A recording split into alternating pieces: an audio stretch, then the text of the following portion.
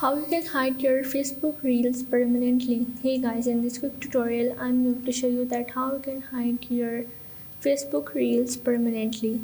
So the steps are really easy and simple. So now let's get started.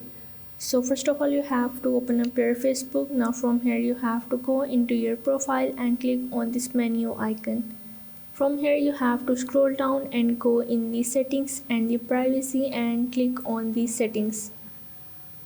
Now from here you have to again scroll down and you can also go in the search, and here in the search settings you have to search for the media and click on this first icon of the media. Now as you can see that here is the option of the autoplay. Now from here you have to choose this option in the on mobile data and the Wi-Fi on the Wi-Fi only, and here is the option of the never autoplay videos. So you have to select of the only Wi-Fi connection only and never autoplay video this tab. And what happens from that, the video doesn't autoplay and you have don't worry to hide or disable the reels. So this is how you can disable the reels into your Facebook. So if this video helped you out, make sure to like and subscribe the channel, and see you in the next video.